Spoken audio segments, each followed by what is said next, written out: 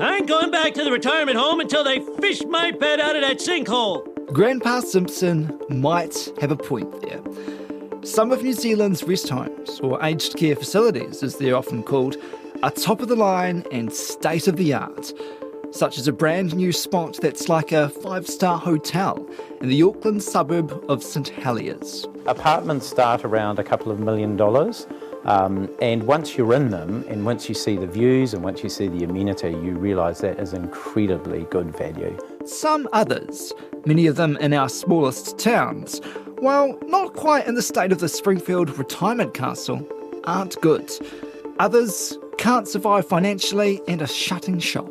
The Reefton community is gutted after its only hospital-level aged care facility has now closed for good, despite health officials giving assurances it would reopen. We're absolutely disgusted, and I'm ashamed of the health hierarchy. Kia ora, I'm Tom Kitchen, and today on The Detail, the stark inequities in our aged care system. Now, just to be clear, we're not talking today about retirement villages where you can buy into them and pay a sort of body corporate fee for facilities. We're talking about that stage of life when you're starting to need help and you really can't live by yourself. So rest homes or hospital-level care available at a rest home which is eligible for a government subsidy. Gregor Thompson is a reporter at Business Desk based in Wellington. He specialises in writing about the retirement sector. Recently, he went to visit a place which sounds pretty grand. It must be 2 weeks ago now.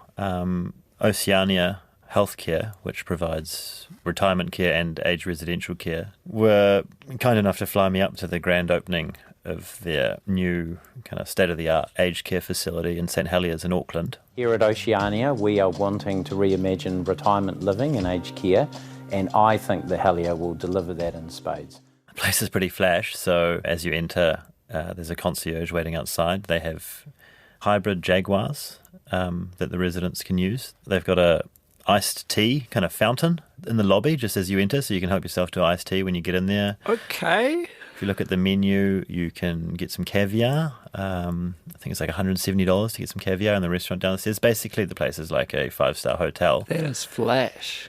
And I was there to look at the aged care facility, so the 79 independent living apartments. So that's a different thing, but they also have the aged care rooms. And some of the rooms are pretty flash in that area, right? Yeah, so they've got Alexa built into them, which means that you can voice activate jazz if you see fit. Or anything you like, if you're into rock and roll. Yeah, if you're into rock and roll, you can, basically anything. It's good as well because you can ask it what the weather's doing outside if you can't be bothered getting out of bed, which would be quite handy, I think, for my room, actually. They've got, nice TVs. I think it's more the services that you get, which are the best. So there's 24-hour clinical care that is tailored to each resident's needs. They've got a canapé service, there's a butler, there's a general manager, a French guy. His name is Olivier, not Oliver. So I think that's quite indicative of kind of the type of place that it is. So would you say this is like the flashiest retirement village, aged care facility in New Zealand? Yeah, so the Helier, it's called, is kind of the creme de la creme of retirement living and aged care, residential care in New Zealand, for sure. It's the only private bed aged care place in the country. This place is exclusively for private paying residents, so that means that nobody who gets the aged care subsidy or the aged residential care subsidy will be able to go into any of these rooms. So very high end, very top end, very private. That's one end of the picture, but then there's a bit of a different story at the other end, right? There's a spectrum, and these are the two extremes. So on the one end you've got the Oceania, the Helier, and then on the other end you've got small facilities in the regions that are often owner-operated or run by charities, and they are experiencing a lot of financial hardship at the moment. Many of them are closing down. The sudden closure of an aged care unit in a Hawke's Bay retirement village has left the families of more than 20 residents scrambling to find alternative care. I talked to a guy in Horowhenua, in Foxton Beach actually. It was Mark Buckley. He used to run a place called Riverside Lodge, which closed down, and he told me that they basically could no longer provide the services and keep the place afloat, so they had to close down. They moved all the residences 6 kilometres inland to their other and now only facility. But this is kind of one example of something that's going on all over the country. So, yeah, Taumaranui, Levin, Foxton Beach. There's a place in Taumutu that closed down relatively recently. There's also one in Rangiora, which was a dementia clinic that closed down. And it's typically these smaller operations that are closing down. Warwick Dunn is the Deputy Chair of the New Zealand Aged Care Association and CEO of the Masonic Villages Trust, which runs 5 aged care homes in the lower North Island. What are his facilities like? Our homes are really old. We've got homes that were built to a standard that is 45 years old. So many of our rooms are very small. Many of our residents have to walk down the corridor to have a shower or even go to the bathroom. So very few of our rooms have an ensuite. So they are a very basic offering. The care is great, but the environment is pretty challenging, I would have to say.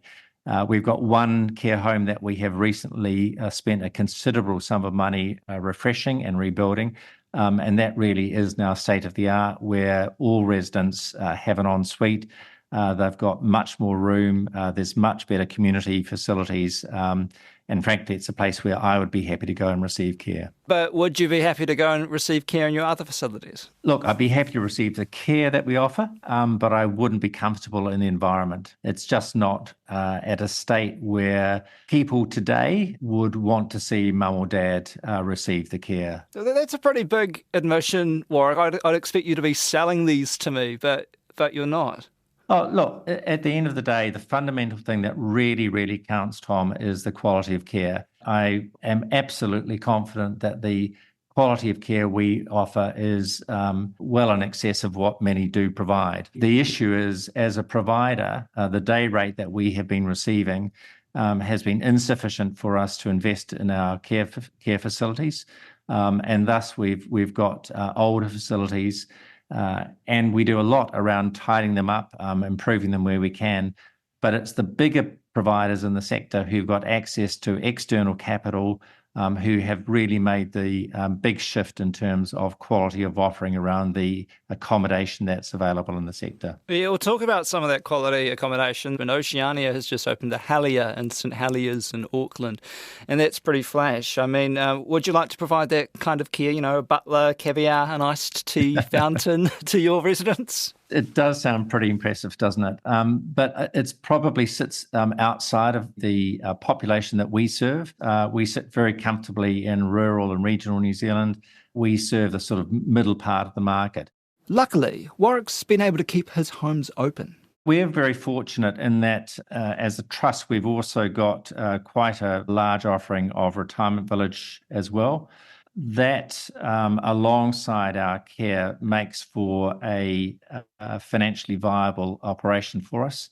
So there's a lot of cross-subsidisation that has gone on in the past just to keep the care facilities ticking over. But you don't kind of have the funds to do them up to the standard you would like? Not on the current day rate that we get from Health New Zealand. Well, explain that day rate to me. So is that the same as a residential care subsidy? Yeah, so across New Zealand there are what's known as TLA rates, Territorial Local Authority rates, and there's a rate within each region for rest home, hospital level care, dementia care, and where it's needed, psychogeriatric care. When a resident comes into care, they have a needs assessment which will determine whether they go into rest home or hospital level care or dementia care. And there's also a financial assessment as well. So if somebody comes in and they hold assets that are above a level of around $270,000, or they have a level of income above a certain level as well, then they will be expected to pay a certain amount as a private payer. But anybody under those trigger points would be fully funded by Te Whatu Ora. So they would get the residential care subsidy. Do you still get the subsidy if you get the pension? Yes, you can do, but the bulk of the pension then gets diverted away from the individual and gets paid through to the care home provider as part of the payment to cover the care costs that are provided. Back to Gregor, who's written quite a bit about a new government-commissioned report which lays out the state of the aged care system pretty frankly. The report was commissioned by Health New Zealand Te Whatu Ora, but it was actually conducted by a healthcare consultancy called Sapere. And I mean, this is the most recent report, but these reports have been coming for quite a while. So it just keeps going and going. What is it saying? What's the key message? So each iteration gets worse, basically, but the message is that there's not enough funding to sustain the current aged residential care model. And that's manifesting in a whole bunch of different ways. It was basically just measuring whether there is enough supply to meet demand. The conclusion was that there's not. They said that if current build rates persist, there'll be a bed shortage of 12,000 beds, I think, by 2032. But anyway. Right. So what is the issue then? What is the funding issue? In simple terms, the cost to provide care outstrips the residential care subsidy that is provided by the government. And the problem is for providers, particularly providers that can't benefit from scale, so in regions and smaller businesses, is that subsidy is not sufficient to look after people, or New Zealand's elderly. Do the patients or the families have to pay a bit of extra money to top up and get the care that they need? So one workaround for care providers is that they do things which the industry calls accommodation supplements, which are effectively add-ons. So there'll be a base fee, which is the standard fee, which is the exact same price as the care subsidy, and then they can add things, so it'll be an extra, perhaps, $30 a day for a balcony, or, $50 a day for some other services. And sometimes these vary, and this is kind of a workaround to make sure that some providers can still make money out of this. But the problem with this is that it means that some people that can't afford to pay an extra $50 or don't have any income on top of the residential care subsidy can't afford these rooms, so simply just won't have access to these rooms. That's the activity room. We're not allowed in there. That's the library. Not allowed in there either. And don't even think about going in the game room. Egad, man, how are we supposed to pass the time? Best bet is to stake yourself out a good spot at the staring window. So if you are a working income person, or if you haven't had many savings over your life, if you don't have savings, if you haven't accrued savings over your lifetime, there's less and less space for you in New Zealand's aged care system. But why can't, say some of these smaller rest homes, as we talk about in the regions, why can't they just offer, extra add-ons as such and hopefully make a bit more money out of that and stay open? Is that simplistic? Am I thinking too simplistic? No, it's because I'm sure, as you're aware, people in regions in New Zealand as well documented are poorer than the cities. So the people that are going into these rest homes don't have as much money, and they can't actually afford these services. So if you're 80 and you don't have any income and you haven't accrued savings over your life, you don't really have an option. You can only go into a standard bed. That is the cost of the residential care subsidy. There is still supply of these beds around the country. So there is saturation in places like Christchurch. So there's actually oversupply in places like Christchurch. Other places don't have much supply at all. So the West Coast, the whole region only has one place that has vacancies for rest care beds at the moment.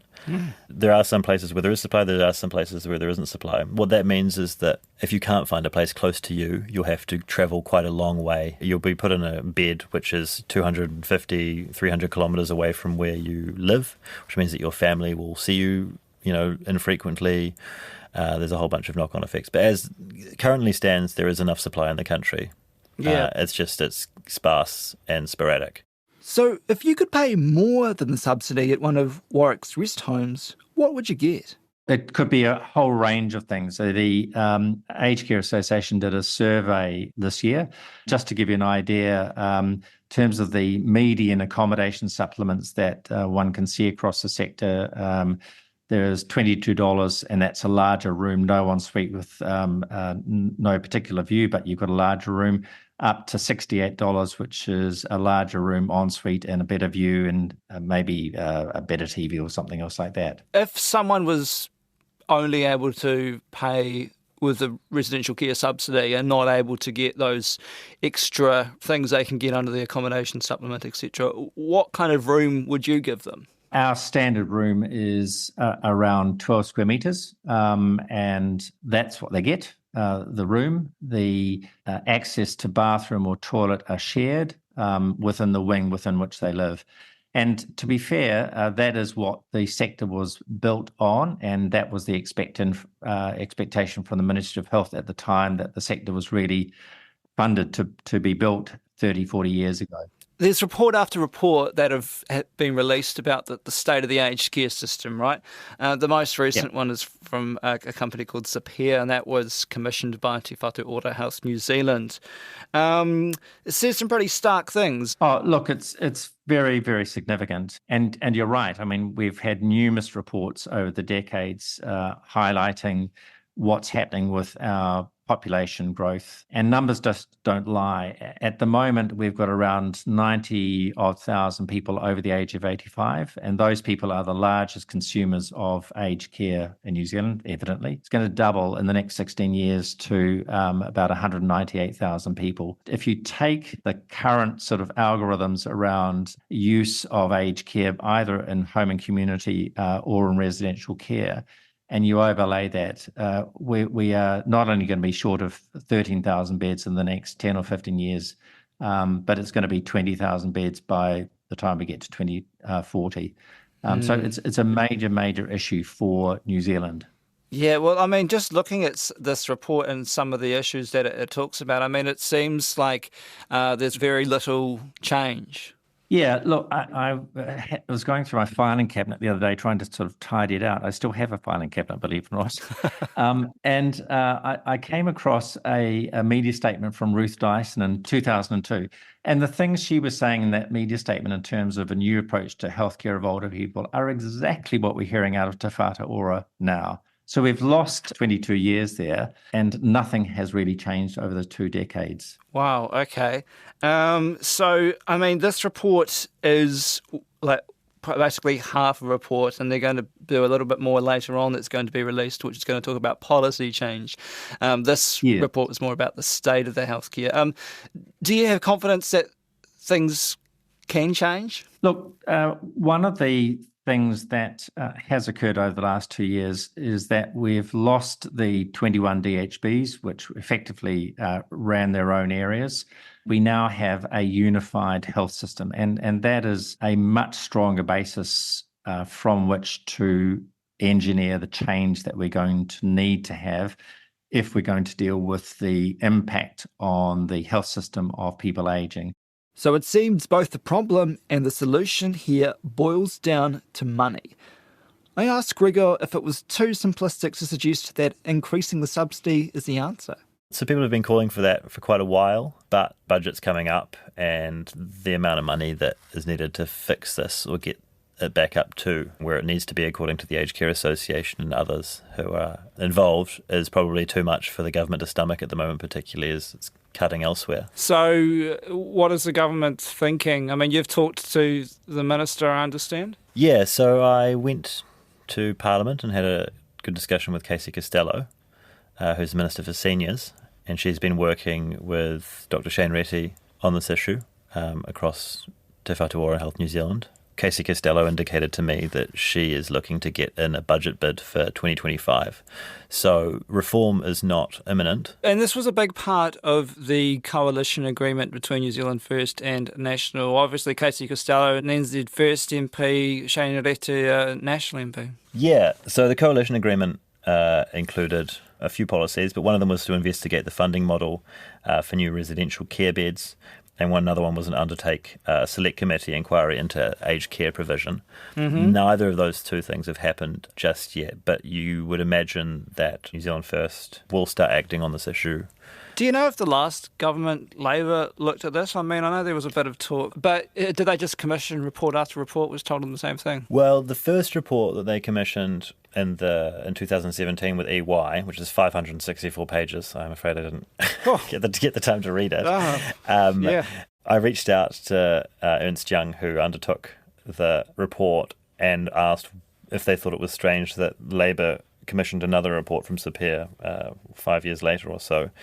And their response was that no, not necessarily, because the original report was commissioned pre-DHB amalgamation, and that changes kind of the way that we think about these problems quite significantly, I think. This most recent report was actually commissioned under Labour, and now they've passed the baton on to the current government. And this will have quite an impact beyond older people, right? You know, you and me might think, oh, this is only going to affect our grandparents or our parents in the next 20, 30 years. But it's going to affect us before we know it too, right? So that's the theory. It's quite a strong theory, and it's been argued quite heavily by the Aged Care Association. They talk about the domino effect, whereby if there's not enough supply, people who really need to go into aged care will end up just filling up beds in emergency departments across New Zealand's hospitals, and that this will have knock-on effects for the general population's access to hospital care. What would Warwick like to see? Look, I think there are a number of things that I would hope to see. There certainly needs to be more money invested in the sector. At the moment, the larger commercial providers of aged residential care have explicitly stated that they are stepping back from building as much capacity as they have in the past, and that's around the day rate being too low. So we do need to have a price signal that there needs to be more beds, and that will encourage new capacity, better capacity to be built. But we also need to look at an integrated system for caring of an older person. So that's having a more effective home and community support service. There needs to be some new models of care. So we need a much more active ability to put somebody who might have had a health event, gone into ED, and typically they would then go into aged residential care, but actually they might not need to. They might be able to go into a form of restorative or intermediate care that enables them to get resettled. What do you mean? So restorative intermediate care, is that like people being helped out at home? It's people being helped to recover from a health event or maybe a fall, and regain the ability to actually live independently in their own home. Right, so yeah, more people in their own homes, but I mean, that's not going to create, more risk and stress for families? Well, many older people actually live as a couple or live on their own, and they're well supported with an active sort of home and community support. Most families these days simply can't do that. They've got their hands full looking after children, keeping jobs, dealing with the cost of living crisis that we're all living through at the moment.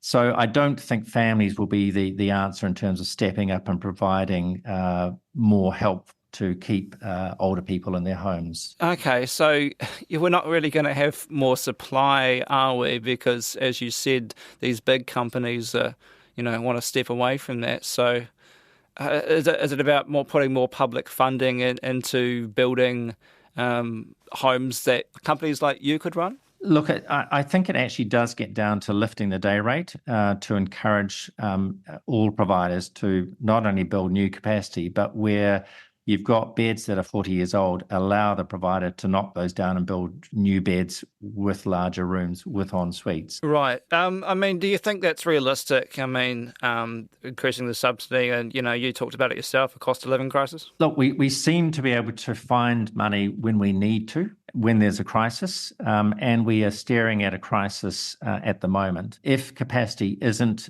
increased, then the work of Te Whatu Ora in terms of other objectives they have around quick turnarounds in ED, access to cancer treatment, access to elective surgery, that will grind to a halt. So I think there's a political imperative as well as a health imperative. Okay, so it could be as simple as, increasing the subsidy. Yes, it could be. That's it for today. Thank you to our guests, Gregor Thompson and Warwick Dunn. The Detail is funded by RNZ and NZ On Air. This episode was produced by Alexia Russell and engineered by Phil Bench. I'm Tom Kitchen. Ka kite anō.